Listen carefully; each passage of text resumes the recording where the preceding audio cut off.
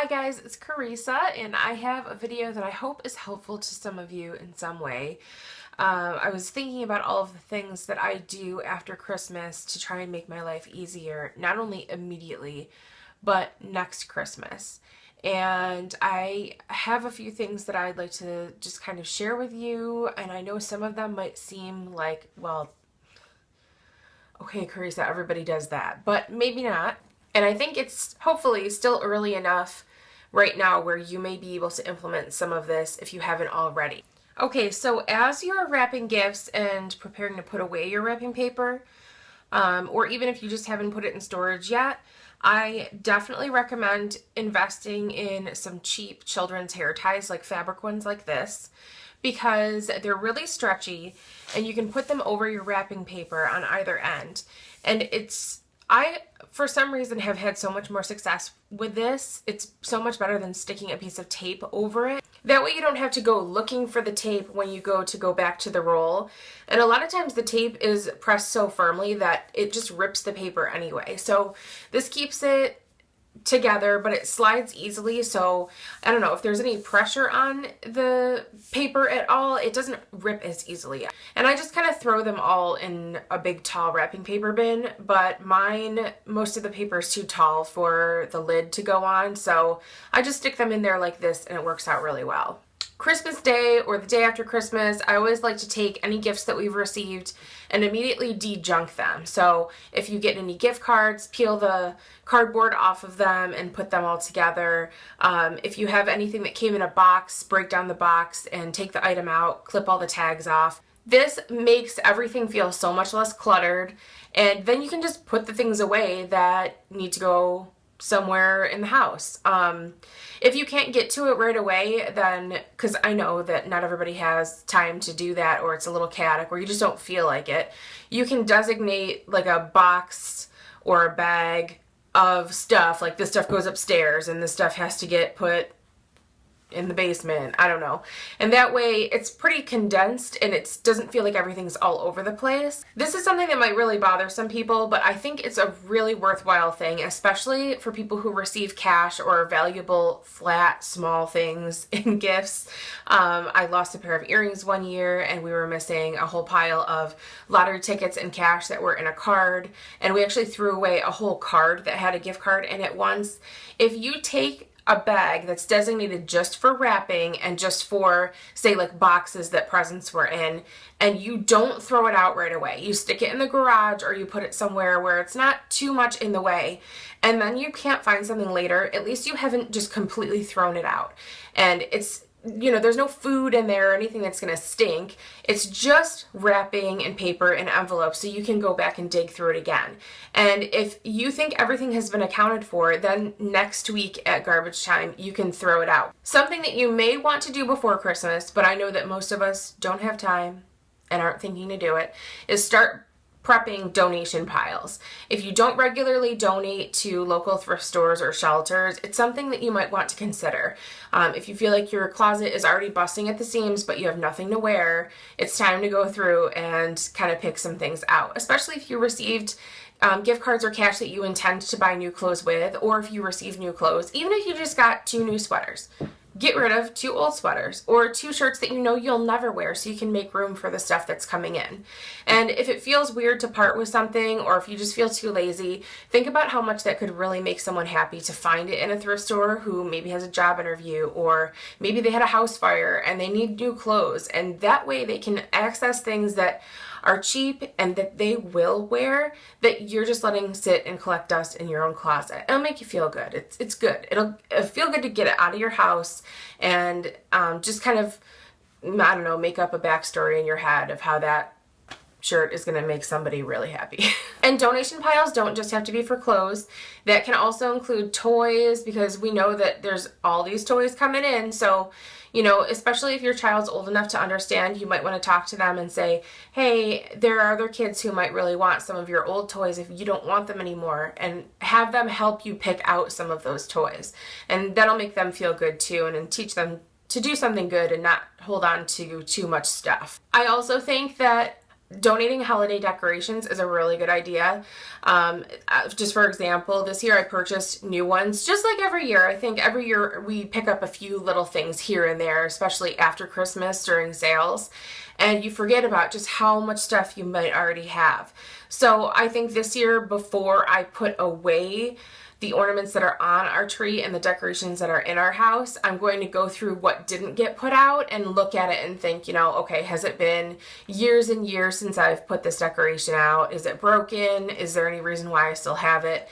And either throw it out or put it in a donation pile. Speaking of putting away decorations and ornaments, I made an ornament storage system that I found on Pinterest, I think 3 or 4 years ago now. I have a video on it. It's probably not a very good video, and I'm probably breathing real heavy in the background. If you can deal with my Darth Vader breathing, I will link that video below so that you can see my ornament storage system. It actually works out incredibly well. We still use it to this day. It's not perfect or by any means, but it still works. It's still really helpful, and I think that if you can take the time to set something like that up, even if you don't do it this year, just kind of have it in the back of your mind for next year. It makes a huge difference. Something I incorporated this year, which I am going to be loving myself for next year. So if you have any reason why you might need this in your life, I know there's like 3 of you who might benefit from this, but I swear to you, this is worthwhile. So this notepad that I have right here is just like a dollar store notepad. I wrote down every gift that I purchased, and then I crossed it off when I wrapped it. So I knew what I had to wrap, what I had to purchase. And then I took that information, this might sound a little weird, I took that information and I put it in a Word document. I just typed a real quick Word document of who I bought what for. There are some people that I forget every year, like my mail carrier. I love her. I don't know her name, and I don't know anything about her, but she does a lot of work for me. I never even see her. I very rarely even see her. But this year I just bought a little tiny box of chocolates for her, and she usually takes time off just before Christmas, so I wasn't even sure if she would get it. So I just wrote to mail carrier from Carissa and Mike, thank you. And it was just this little tiny box, like a Whitman sampler. And she left me a post-it that said, thank you for the chocolates, and she wrote her name. So now I know her name, and I remember that I gave her a gift last year. So next year I can see this list and remember to get something for her, and I know her name and I can give her a card and everything. That's also good for, like, my sister got caught off guard and there was someone at my niece's school she had forgotten to buy a gift for. So, if that had been me, I could have put it on this list, and then next year you remember. Another thing is, if there are certain people that you buy for every single year, year after year, but you don't remember what you got for them, say it's an uncle or a brother-in-law, and they have certain interests and there's things that you think of for them, but you just can't remember, have I already bought them that? Are they going to be like, all right, that's enough of that one thing? Then you have it on a list so you can consult it from the year before.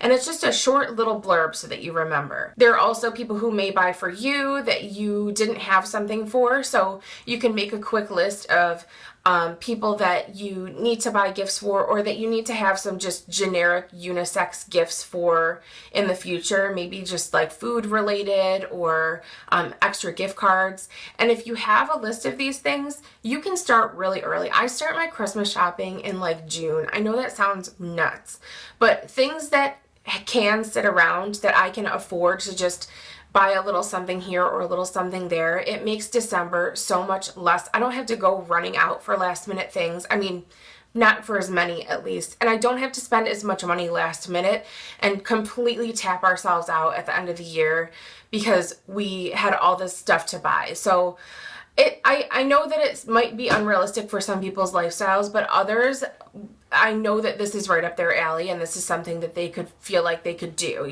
so you can print that list off next year and cross people off as you go, and then you have stuff for them. I also had a list in my phone just in the note section, so that if there was somebody that I had already purchased something for and I was thinking of getting them something else, I could look at the list and say, all right, no, I don't need to buy this. I have plenty for that person. Because then when it comes to wrapping, sometimes you're like, why do I have 63 gifts for one of my nieces and only 4 for the other? Another thing that I added to that list, I basically just put this category as Christmas 2015 so I can look at it and consult it, is related to a Christmas party. So my sister and I helped kind of plan and set up the food and overall event for Christmas Eve. It's a family tradition on my father's side that we all get together and get drunk and play one of those grab bag games, or they call it white elephant, some people. And even though it was just a simple get together where everyone would just kind of like bring a bag of chips, it sort of has grown and become a little bit of a monster that we need to really have more control over. And I think in the past it's been very hectic and like last minute and rushed, and we don't remember what we did before, and we weren't planning very well, and that would just cause issues for us. That way we have a list and we see exactly what everyone brought and what we need to assign to people next year. We also rent a party house because nobody's house is big enough to throw a big ass party like that. So we have to repay the rental fee to the person who set up the rental, and we have to bring certain things in, like they don't have a coffee maker, so next year somebody's going to bring their coffee maker, or we'll buy a cheap, one of those little 4-cup coffee makers to bring. Just little things like that, stuff to remember, to help us prepare. And I think that we'll be really glad that we had that, because there was a lot of stuff that we had done the year before. There was too much of a certain kind of food and not enough of another, but we couldn't remember what for sure. And there was some stuff that nobody ate, and so this way we have a list, and in case in the future we need to make some changes, we can just see what we did last year and what works. And at the bottom of that list, I added our needs for 2016, because there are some things that are hard to buy even during the holiday season. So it's good to get them before the Christmas rush starts, like around Halloween time when that stuff starts coming out in stores. Mike and I don't have stockings, and I think it would be nice to have stockings next year, but every time I went to purchase them, they were really picked over. And one thing we do actually need is a new tree stand, because our tree stand broke this year and our tree fell over like 4 days after we put it up.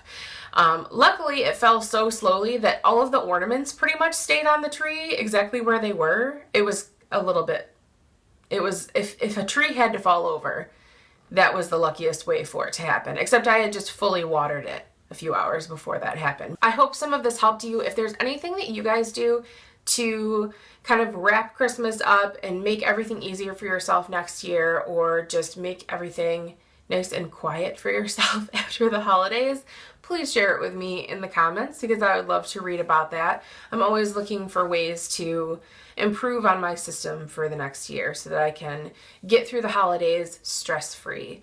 I hope you guys all had a very happy holiday, and I don't know, I have a few videos I'd like to get up in the next week or so for the new year, so if you feel like you're seeing my face an awful lot lately, you're welcome. That's it. I will talk to you guys soon. Bye.